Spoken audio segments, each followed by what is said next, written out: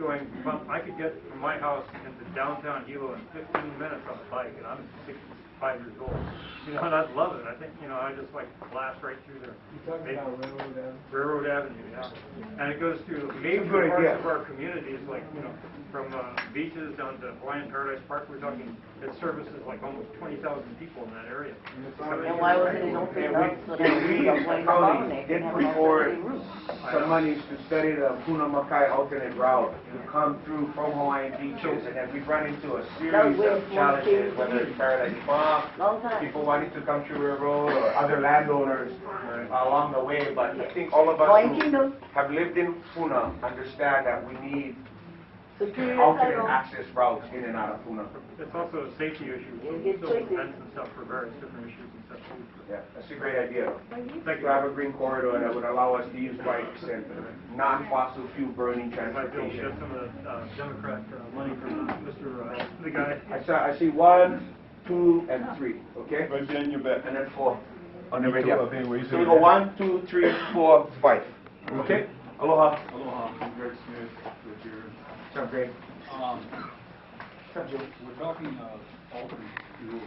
Now, one thing that I just didn't like about the state energy bill and idea vision is the fact that all the time the state is trying to maintain the grid. Now, as you know, Billy, many of us, about a quarter of us, have never lived on the grid at all in this district, including myself. I haven't been on the grid for 24 years. Now, the point of the matter is that there is a really good publication by David Bloom called Alcohol to Gas. It explains many things. In fact, that for the last 23 years, right, Brazil has been totally energy independent. Most of their fuel, 60% of what they're producing today is alcohol. They had a failing sugar economy like we have here in Hawaii, except they turned it around. They put in much better technology than the late 19th century technology we had here in Hawaii. And the fact is, you know, according to Bloom in his book, you could actually buy right off the shelf from Brazil a plant where, you know, costing maybe about $110 million that could produce enough fuel that could actually fuel just about every vehicle on this island, with only the use of 4,000 acres of our land, which we have almost 200,000 in fallow right now. I mean, we don't even, as you know, we don't even have to use good land to grow sugar. We could also grow cattails. Yes, you could do the thing in the water, but also another.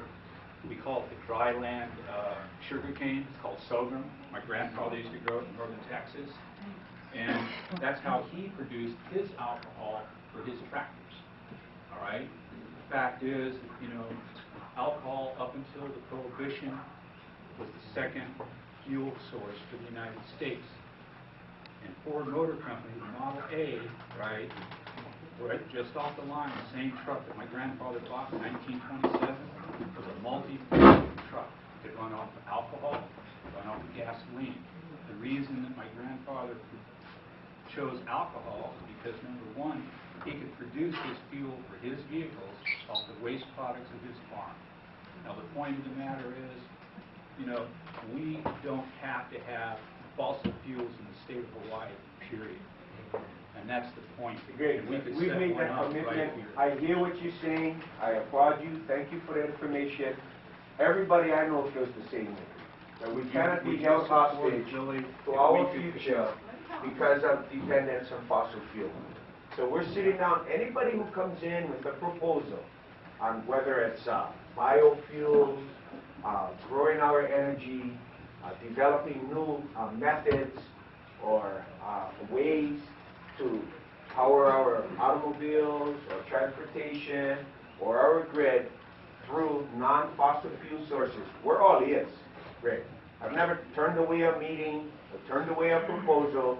If somebody has a possible solution, you know, I'd be happy to sit down, make an appointment, come to our office. I'll have my department heads, we'll have our expert, we'll all sit down and talk about it. Nobody claiming to be the expert here. Nobody sitting around saying we get all the answers. What we are saying is we've got to work hard to find another way. Because anytime we see oil go up, $100 a barrel, who gets it? Our farmers. Because pesticides, fertilizer double in price, Maxim get on 45% surcharge, increase coming in, increase going out. You see the high cost of electricity. Our farmers need water. Water is powered by electricity to get it from where it is to where it needs to be. And we see them suffer because of the high cost and volatility in the fossil fuel market. So if we're going to talk food security, we're going to talk being sustainable, taking care of ourselves in the middle of the Pacific, we're going to have to find that answer. Now everybody says they has it, we're listening, we want to facilitate that, we want to develop that, let's explore that. We're not saying, hey, we got all our answers. What we are saying is, hey, the time for sit around and talk story is past. And we've got to work hard, work collaboratively, work collectively to find the answer. But pointing fingers, excuses, and blame has never solved a single challenge facing our community or civilization ever. It's about it. That's all. Everybody got the great idea? Pass it out. You know, we're not sitting there saying we don't know. Oh, Uncle, hold on 1 second. We get 1, 2, 3, 4, 5. You can be 6. But I'm not going to put up with raising and shouting already. We got crowded room. People deserve to share in manao, and we go one by one. If you want to be heard, raise your hand, brother. Okay? So, number